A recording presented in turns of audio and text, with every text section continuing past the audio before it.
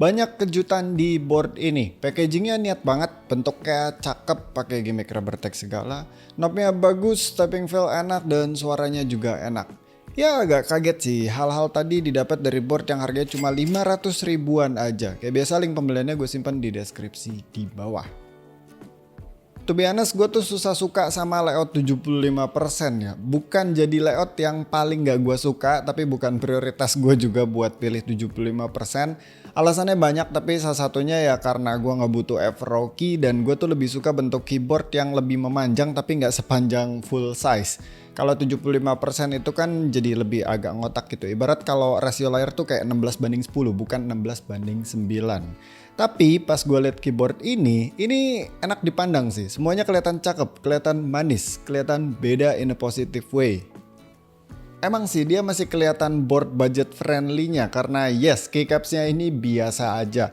Sebenarnya buat harga 500 ribuan ini udah cukup bagus sih. Dia PBT double shot, tebelnya di sekitar 1,4 mm.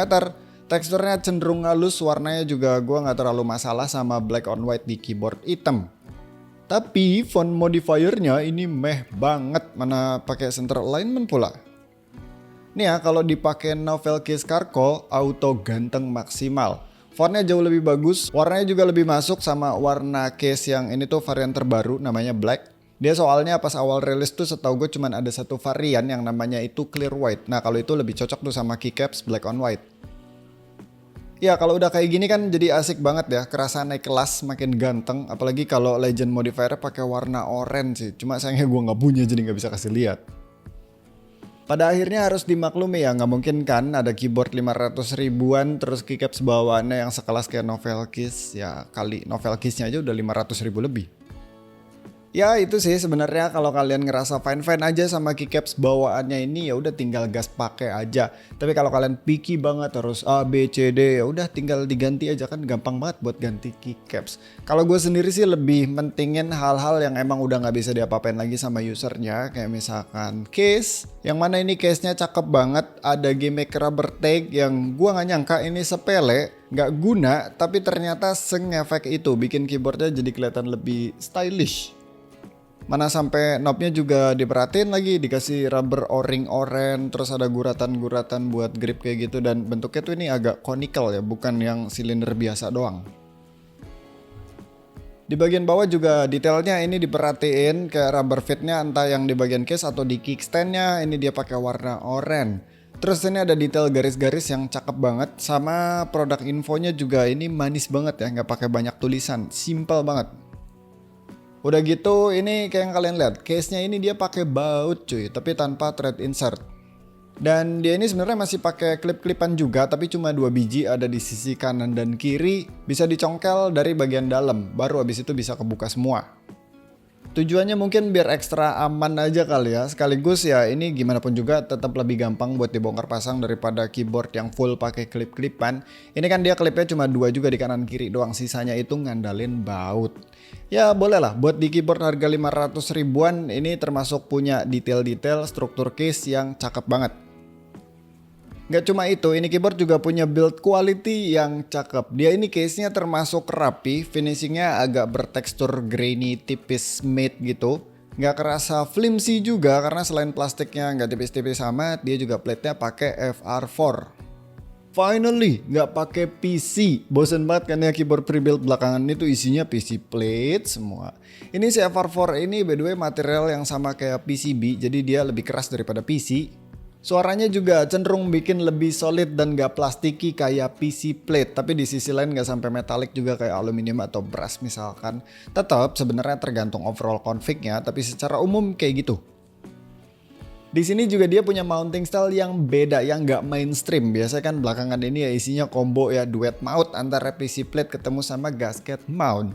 Ini si Essential 75 dia mountingnya pakai top mount. Yang mana mekanisme mountingnya itu ya normal kayak top mount pada umumnya pakai baut, tapi ini ditambahin silikon gasket atau silikon shocks. Tujuannya udah pasti ya, silikon gasketnya ini atau silikon shocksnya kepake buat jadi peredam biar si FR4 plate-nya itu nggak kontak langsung sama bagian top case-nya. Ini feel-nya enak sih, top mount itu jadi salah satu mounting style favorit gua. Dia tuh kerasa firm, nggak yang mental-mentul kayak gasket. Lebih ke force ngetik kita yang diredam aja, diredam dengan cukup rata tanpa ada getar. Enak banget sih nih, nggak lembek kayak gasket kekinian tapi nggak kaku harsh kayak tray mount juga. Buat ngetik lama atau main game udah oke banget. Buat switch bawahnya juga ini udah enak cuy, dia cuma ada satu varian by the way yang namanya itu Quark Math. Ini dia tuh switch linear preload yang lumayan tebel, udah kerasa smooth. Springnya juga dia nggak pingy dan cukup snappy karena pakai dual stage 21 mm. Cuma kurang berat dikit aja sih buat gua. Ya kalau kurang srek sama switchnya atau sekalian mau explore juga jangan khawatir karena ini keyboard PCB-nya udah hot swap universal 5 pin pakai QMson hot swap socket dengan orientasi south facing. Spek lainnya dia udah ada RGB per key tebelnya 1,2 mm tanpa flex cut. Port USB-nya pakai Dr. Board dan ini PCB wired only ya, dia nggak bisa wireless sama sekali. Gue bukan mewajarkan karena gue lebih suka board wired daripada wireless ya, tapi emang buat di budget segini biasanya kalau udah wireless atau 3 mode koneksi itu hal-hal lainnya dapet yang basic banget. Sedangkan di sini udah dapet yang bagus-bagus cuy, jadi ya wajar lah kalau dia nggak wireless. Dan gue sukanya press play itu manfaatin kekurangan ini jadi kelebihan. Wired only tapi dikasih kabel bawaan yang estetik. USB Type A itu Type C, metal chrome housing, strap coklat kulit ala-ala, body kabelnya tebel dan pakai warna oranye menyala. Senada banget sama rubber tag di keyboardnya. Kalau kabelnya cakep kayak gini sih wireless pun kayaknya dibiarin aja kabelnya nyolok dengan kondisi JST atau baterainya itu dicabut. Soalnya sayang banget cuy kalau dapat kabel yang cakep kayak gini tapi nggak di show off cuma dipakai buat ngecas doang. Oh ya sama ini dia tuh PCB-nya udah support VIA. Yes jadi buat mapping-mapping, record makro atau RGB semuanya bisa pakai VIA, web based. Ya sama kayak Apollo 61 Lite sih. Jadi sekalipun dia nggak wireless tapi config lainnya menurut gue udah proper banget sih. Termasuk suaranya juga yang udah enak banget. Coba kita dengerin dulu typing testnya.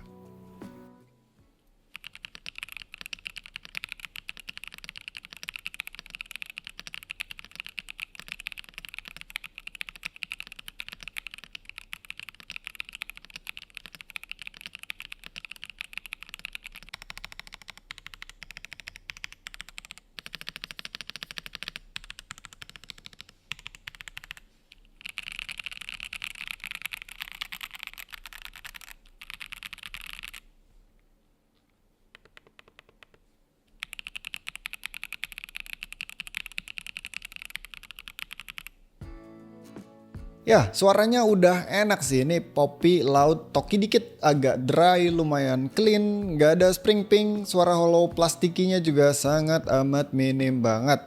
Karena ya plate-nya juga pakai FR4 dan top mount pula. Jadi suara plastikinya tuh bisa dibilang cuma keluar di bagian bawah PCB dan itu pun ketutup sama bottom out di FR4 karena bottom out di FR4 tuh lumayan berisik suaranya.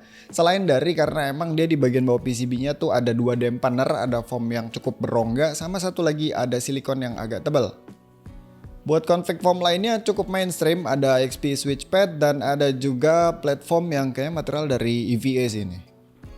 PR-nya ini tuh cuma di stepnya aja yang dia tuh preload, cuma mungkin unit yang ada di gue ini kebetulan aja ya dia nggak benar-benar clean, masih ada ticking dikit di hampir semua stepnya. So, overall ini keyboard simpelnya ya bagus ya, bagus banget malah. Ada target harga jual gopean dan gue sukanya press play itu ngeraciknya bener-bener pas banget. Mana yang dimaksimalin, yang dipol-polin dan mana yang dihemat-hemat. Supaya bisa kekejar harga terjangkau tapi tetap bisa kasih experience yang asik banget dari mulai buka box sampai ke make keyboardnya buat daily. Pas banget, ini bener-bener esensinya keyboard yang bagus tuh ya kayak gini.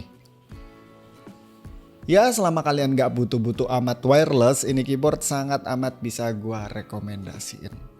So, paling itu aja sih video dari gua soal si Press Play Essential 75 ini. Thank you yang udah nonton, sampai ketemu di video selanjutnya.